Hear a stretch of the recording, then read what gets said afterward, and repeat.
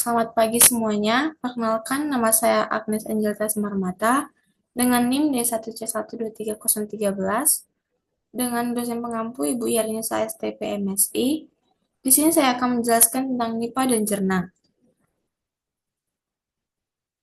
Di Indonesia dikenal sebagai negara yang kaya dengan berbagai palem.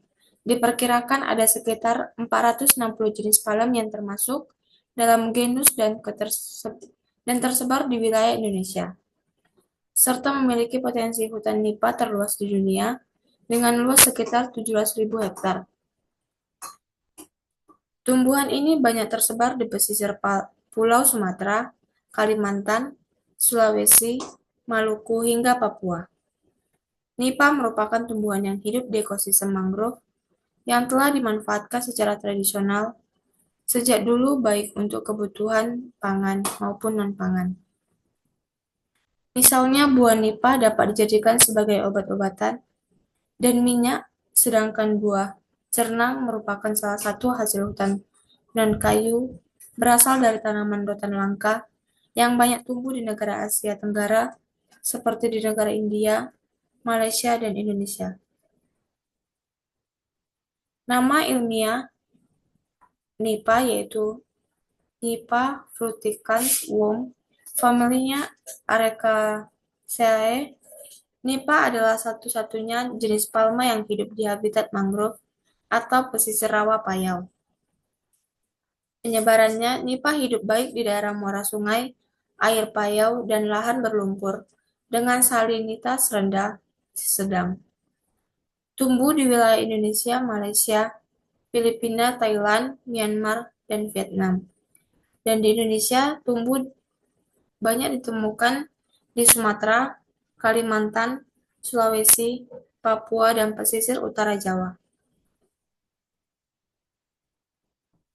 Akar dan batang.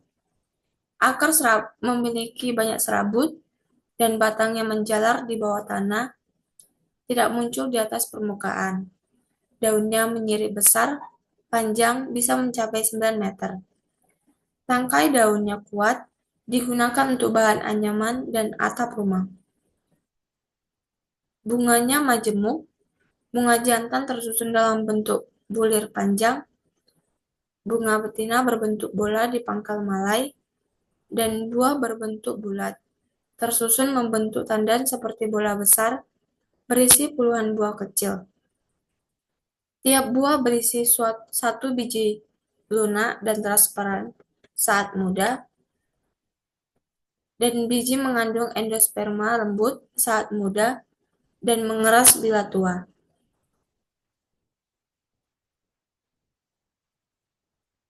Buah nipah dapat dikonsumsi atau digunakan dalam minuman dan es campur. Daunnya dan pelepah digunakan sebagai bahan atap rumah tradisional, tikar, topi, dan anyaman. Sabut dan tangkainya dapat diolah menjadi bahan bakar bioetanol, kompos, atau kerajinan tangan. Bioenergi. Nira nipah berpotensi sebagai bahan baku bioetanol karena kandungan gulanya tinggi.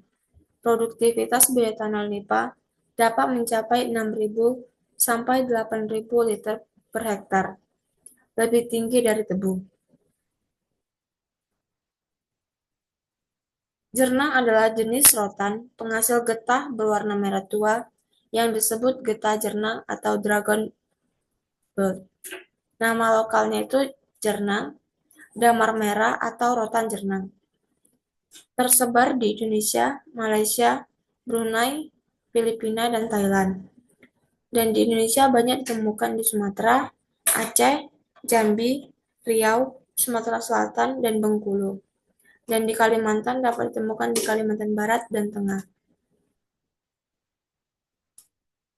Batang jernang berbentuk panjang, ramping, berduri, menjalar atau memanjat seperti rotan pada umumnya. Dapat mencapai 10-20 meter. Daunnya menyirip dengan anak daun sempit dan runcing, tepinya berduri kecil. Akarnya serabut kuat, mampu mencengkram tanah dan menopang pertumbuhan di daerah miring dan hutan lebat. Bunganya berumah dua, tanaman jantan dan betina terpisah, bunga kecil dan tersusun dalam malai.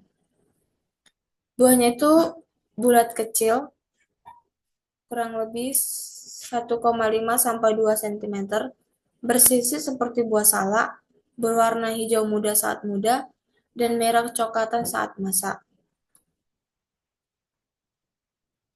Buah nipah termasuk buah sejati majemuk yang tumbuh dalam bentuk tandan besar berbentuk bulat atau sering disebut bonggol.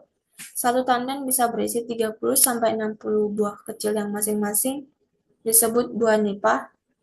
Buah nipah berbentuk bulat agak pipih atau oval, berukuran 5-7 cm, kulit luar keras mengkilap, berwarna coklat tua kehitaman saat tua, sedangkan kulit tengahnya berserat dan tebal, melindungi biji di dalam. Biji terdapat satu biji per buah. Saat muda, biji berwarna putih transparan, lunak, dan kenyal. Dikenal sebagai buah atap yang dapat dimakan. Dan saat tua, biji mengeras dan tidak lagi dikonsumsi. Kandungan kimia pada nipah, daging buah mudanya mengandung air 80-90%, karbohidrat, protein rendah, serat kasar, sedikit lemak, dan mineral. Daging buah tuanya mengandung selulosa, hemiselulosa, dan lignin. Dan kulit buahnya mengandung serat, lignoselulosa, hemiselulosa, dan lignin. Dan nira bunga jantan mengandung sukrosa, glukosa, fruktosa, sedikit protein, vitamin B kompleks, dan mineral. Biji tuanya mengandung polisakarida dan serat tinggi. Buah jernang berbentuk bulat hingga bulat lonjong, menyerupai buah salak, namun lebih kecil. Dan ukurannya kurang lebih 1,5 sampai 2,5 cm. Panjangnya 2 sampai 3 cm. Berwarna hijau saat muda, berubah menjadi kuning kecoklatan hingga merah saat tua. Permukaannya bersisi keras seperti buah salak, setiap sisi berbentuk segitiga kecil. Daging buahnya tipis, mengandung getah merah atau resin jernang, dan bijinya berbentuk bulat keras, berwarna putih kecoklatan, biasanya satu biji per buah. Kandungan kimia pada jernang, yang pertama getah jernang, mengandung resin merah, tanin, asam organik, lilin alami, dan damar. Yang kedua, kulit luarnya mengandung selulosa, hemiselulosa, lignin, sedikit mineral, dan zat fenolik. Yang ketiga, biji mengandung karbohidrat, lemak nabati, protein sederhana, dan abu mineral. Yang keempat, lapisan lilin mengandung asam lemak panjang, hidrokarbon, ester, dan tripepenoid. Panen dan pasca panen. Waktu panen pada nipah tergantung pada bagian tanaman yang akan dimanfaatkan, yaitu nira bunga jantan untuk pembuatan gula, cuka, atau bioetanol, daun untuk atap tikar, dan buah muda.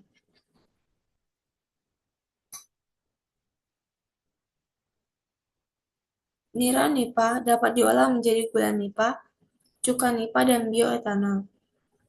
Untuk kualitas gula nipah terbaik, nira harus diolah kurang dari 3 jam setelah penyadapan agar tidak masam.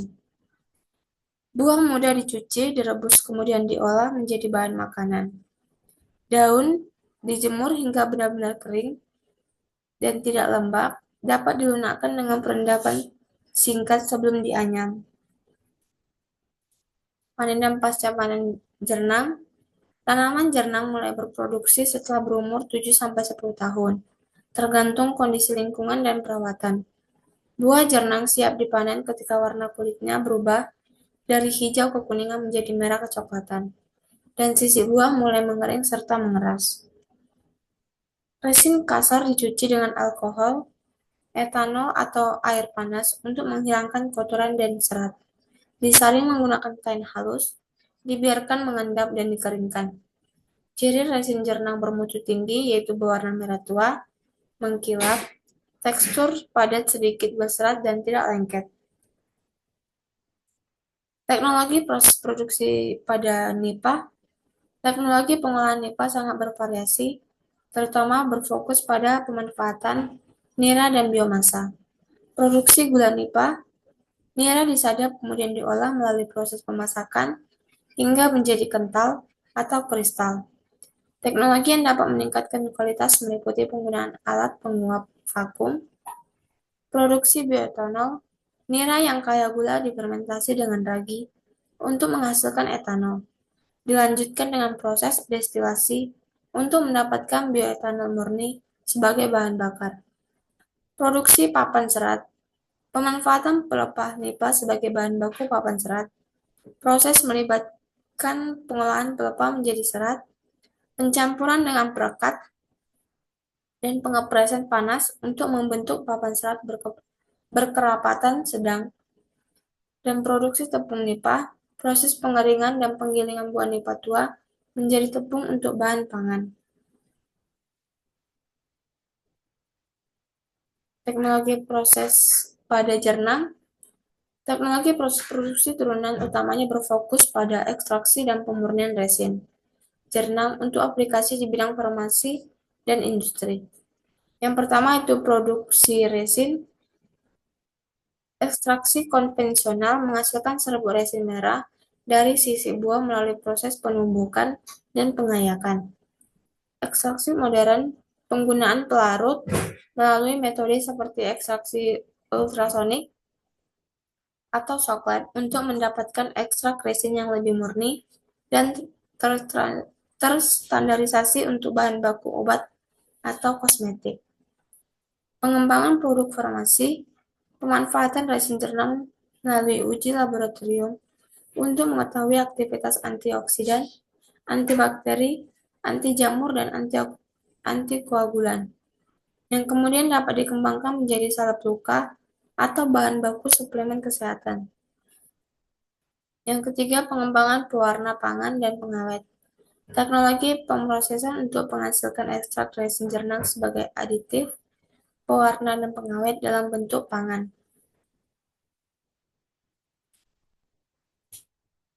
Baik, sekian penjelasan yang dapat saya sampaikan. Terima kasih. Terus, terus Kayak nanti berhentiinnya, kayak udah kayak tadi stop recording.